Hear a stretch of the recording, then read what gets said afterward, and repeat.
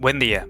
En esta ocasión, yo, Abdiel Moreno Ibar y mi compañera Yaritza Gabriela Tusta vamos a exponer sobre el Objetivo de Desarrollo Sostenible número 7, el cual busca garantizar el acceso a energías asequibles, seguras y no contaminantes. Para comprender mejor su importancia, abordaremos un caso real que marcó la historia, el accidente nuclear de Tokaimura en 1999. Los 17 Objetivos de Desarrollo Sostenible, u ODS, establecidos en la Agenda 2030, buscan enfrentar los grandes retos del mundo: pobreza, hambre, desigualdad, el cambio climático y la degradación ambiental. Dentro de estos mismos, el Objetivo de Desarrollo Sostenible número 7 es clave, porque impulsa el uso de energías limpias y seguras, sumamente necesarias para un futuro sustentable. Sin embargo, aún existen fuentes altamente contaminantes que siguen en uso. Como claro ejemplo está la energía nuclear, la cual ha causado accidentes graves con consecuencias humanas y ambientales. Hablando de la energía nuclear, vamos a entrar un poquito más en el caso de la materia del hecho que tenemos hoy, el cual es el accidente de Tokaimura. El 30 de septiembre de 1999, en la planta de reprocesamiento de uranio de la empresa JCO, se produjo un accidente nuclear en Japón, a unos 120 kilómetros de Tokio. En un radio de 10 kilómetros habitaban más de 310.000 personas, lo que convertía a la zona en un punto de alto riesgo. No solo por esta planta, sino también por la presencia de otros reactores e instalaciones nucleares en la región. Recordemos que Japón era una de las naciones, o más bien es contemporáneamente una de las naciones más avanzadas en cuanto a materia de tecnología, energía y fuentes sustentables se refiere. Por eso el hecho de que haya mucha concentración de estas en un poco rango de kilómetros. Este accidente se originó por negligencia y falta de control. Los operarios encargados del proceso no estaban altamente capacitados para el uso correcto y la manipulación idónea del uranio enriquecido, y de hecho utilizaron métodos no autorizados. El límite legal era 2.4 kilogramos de uranio, pero se llegaron a manipular cerca de 16 kilogramos, lo que generó una reacción en cadena prácticamente inevitable. Además, la empresa había modificado los procedimientos de una forma interna y sin permiso de autoridades reguladoras, permitiendo el uso de baldes metálicos en lugar de equipos diseñados para controlar la citricidad. La falta de notificación inmediata agravó la situación. JCO tardó más o menos una hora en avisar a las autoridades, y esta es otra hora más en alertar a la población. Evidentemente, este caso trajo consigo muchas víctimas y afectados. 3 trabajadores fueron los más expuestos. 2 de ellos, que estuvieron en contacto directo con el tanque, sufrieron daños irreversibles y fallecieron tras semanas y meses de agonía por el síndrome de radiación aguda. En total, 56 empleados de la planta estuvieron expuestos, de los cuales 21 recibieron dosis significativas y necesitaron atención médica. La evacuación afectó directamente a 161 personas que vivían en un radio de 350 metros, mientras que las autoridades recomendaron a más de 310.000 habitantes permanecer confinados en sus hogares durante 18 horas, lo que generó pánico y desconfianza hacia la industria nuclear, obviamente. Los niveles de radiación alcanzaron hasta 10.000 veces lo normal cerca del accidente. Y aunque la magnitud fue catalogada como nivel 4 en la escala internacional de incidentes nucleares, la contaminación ambiental no llegó a tener un impacto masivo porque no se produjo una explosión que dispersara el material. Sin embargo, la emisión de neutrones y rayos gamma sí fue considerable y dejó secuelas en la zona cercana a la planta. Bueno, entonces ahora, para conocer el tema desde una perspectiva más teórica tanto como técnica, tenemos de invitada a mi hermana Jimena Moreno Ibar, la cual es estudiante activa de Ingeniería de Biotecnología y está actualmente estudiando su maestría.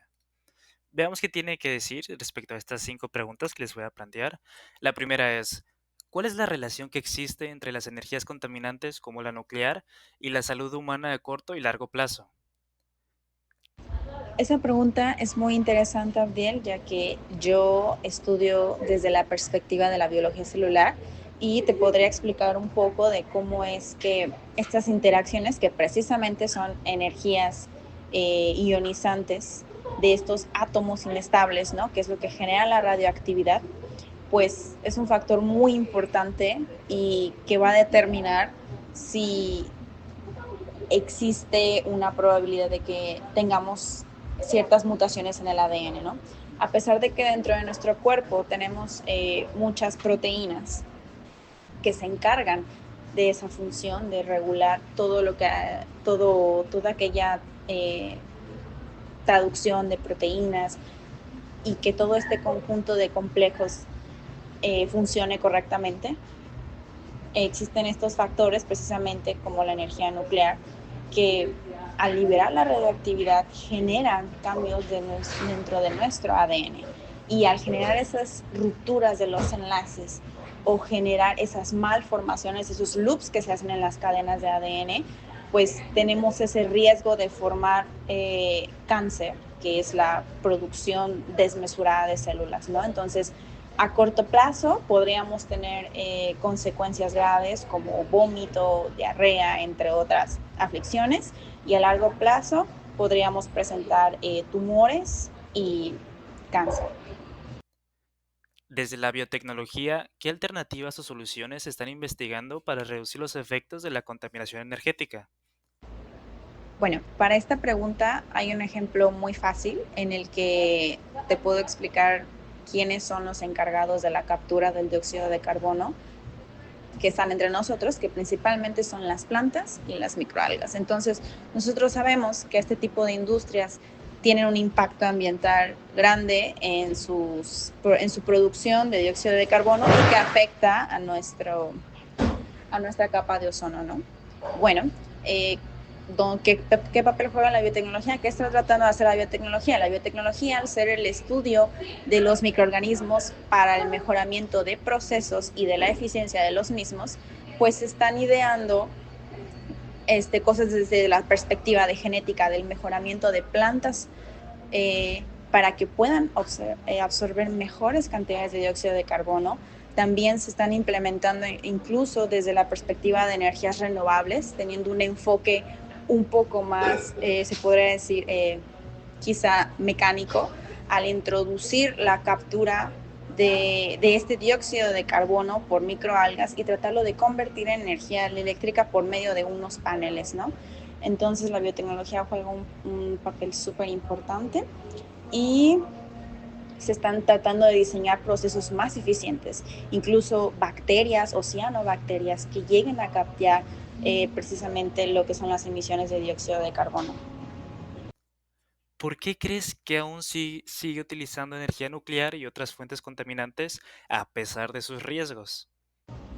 Yo creo que se sigue utilizando la energía nuclear desde mi perspectiva, en donde no es mi campo, claramente, por la eficiencia, porque ya existe una infraestructura, porque es algo que ya está estandarizado desde hace mucho tiempo y que el boom de las energías renovables es ahorita. Entonces ya se tiene esa infraestructura, ya se tiene también la estandarización de los procesos y que tienen a favor, que son constantes, que son procesos constantes, que son replicables y que se cuenta ya con esta infraestructura, ¿no? Entonces, al tener todo este conjunto, pues ya tienes una fuente segura. ¿Por qué? Porque la energía nuclear se utiliza, ¿no? Precisamente para generar electricidad a partir de ella, entre muchas otras eh, diversas aplicaciones.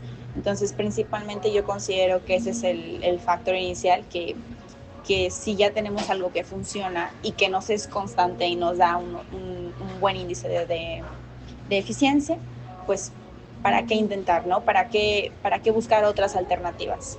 Y por última, en tu opinión, ¿qué acciones concretas deberían tomarse en comunidades locales para fomentar el uso de energías no contaminantes? Mira, esta última pregunta es un poco más compleja de responder, ya que creo que va mucho de la mano con la divulgación que se dé a este tema, ya que podemos hacer cosas muy sencillas. El simple hecho de utilizar focos LED es una de ellas, ¿no? Más que nada, este tipo de proyectos, como lo es la mejora, ¿no? del uso de estas energías limpias, es que, o cuál es el problema, es que requieren cierta inversión, ¿no? Entonces, para mí, siento yo que una acción concreta que podemos hacer nosotros también como futuros investigadores es divulgar este tipo de energías y también hacer respectivamente las cuentas y explicarles cómo su inversión va a tener un retorno y cómo esto les va a beneficiar a ellos tanto en su economía como al medio ambiente. Hacerlos parte de una economía circular, ¿sabes? Entonces, un ejemplo que se realiza en el Centro de Investigación y Ciencia de Yucatán es que se hacen constantemente seminarios y temas de divulgación en donde hablamos de energías limpias, como lo son el uso del hidrógeno y el uso de paneles solares. El accidente de Tokaimura mostró cómo la falta de capacitación, el descuido en los protocolos y la búsqueda de rapidez en procesos de alto riesgo pueden desembocar en tragedias de gran magnitud. Este hecho refuerza la importancia del ODS 7, avanzar hacia energías limpias, seguras y sostenibles que no comprometan ni a las personas ni al planeta. Como acción en nuestra comunidad podemos empezar promoviendo el uso responsable en energía y el aprovechamiento de fuentes renovables disponibles, como paneles solares, comunitarios o programas de eficiencia energética en hogares y escuelas. Pequeñas medidas como reducir el consumo eléctrico innecesario, fomentar la educación sobre energías limpias y exigir a las autoridades proyectos sustentables que pueden contribuir a mitigar el uso de energías contaminantes y a construir un futuro más seguro.